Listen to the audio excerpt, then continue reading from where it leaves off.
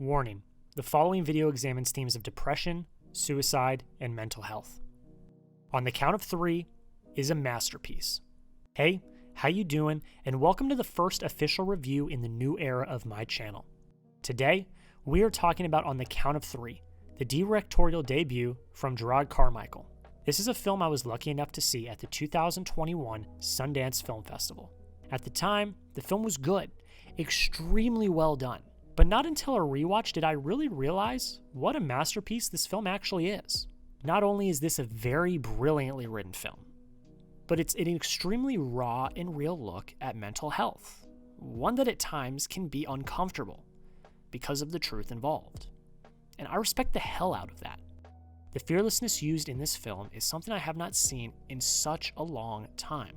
The film is about two best friends, Val and Kevin, who agree to a double suicide pact. The film takes us through their last day as they examine what it means to live, what happiness really is, and if life really is worth living. The film is directed by Jerrod Carmichael, who, as I said before, is making his directorial debut. And he absolutely crushed it. He brought a sort of subtleness to the story and a grace to navigating this very strong subject matter. There's no doubt that this is an extremely heavy subject to tackle, and the direction is merely a vessel for us to get from point A to point B.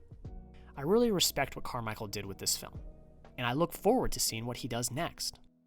This film lives and dies with the dynamic duo of Carmichael and co-star Christopher Abbott. These are some of the best performances I've seen in quite some time, and I gotta give special shout out to Christopher Abbott for absolutely stealing the show.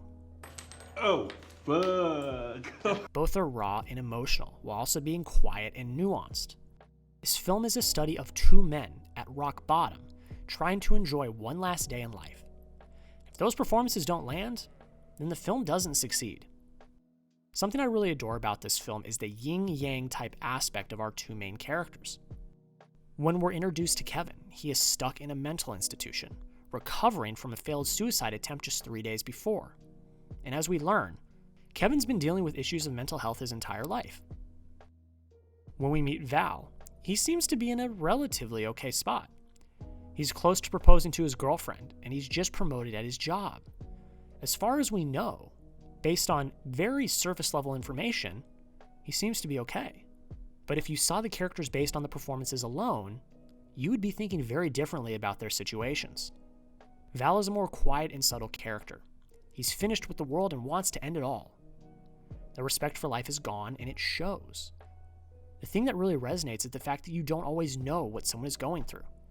Even if their life seems to be on the right track, their mentality may be completely different.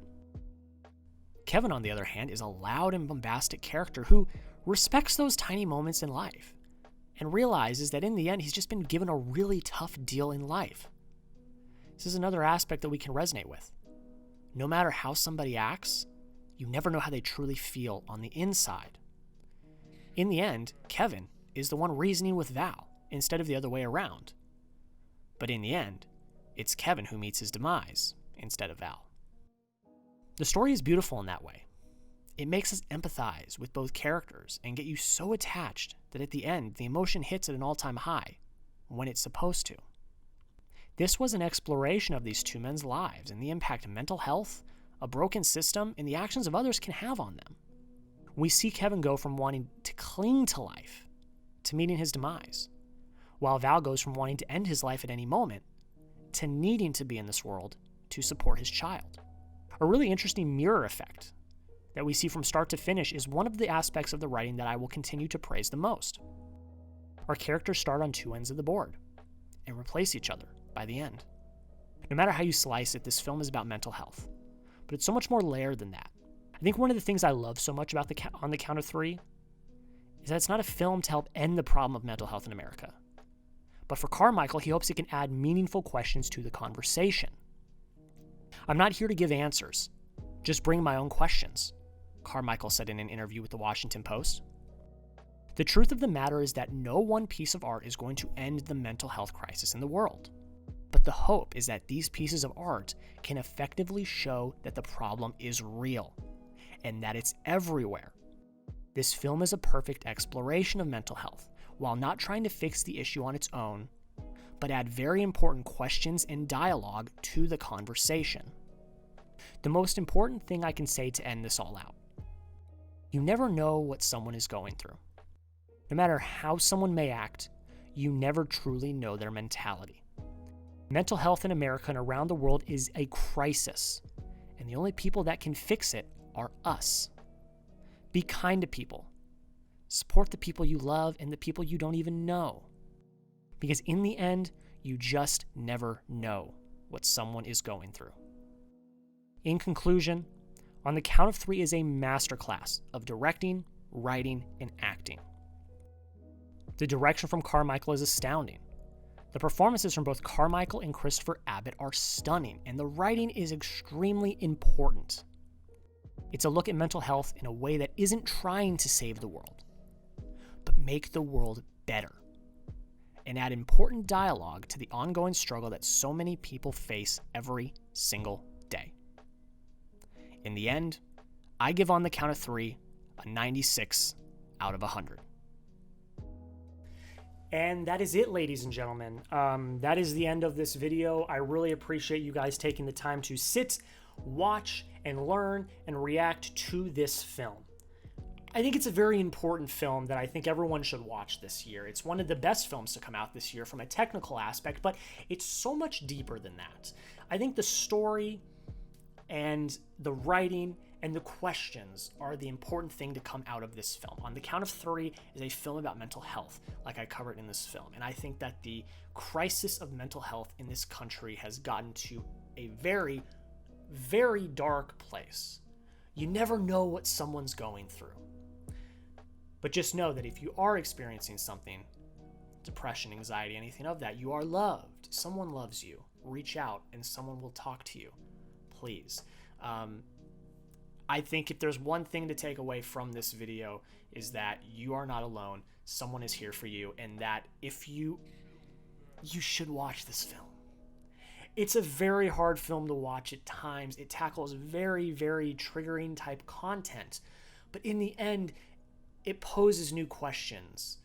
You know, it tackles the broken systems and, you know, and just the country and all of these things in a very delicate way.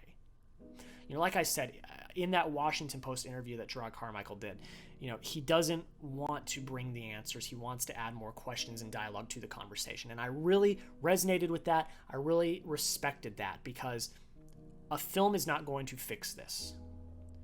All we can hope is that the content of the film makes the world better. That's all I can really say about this.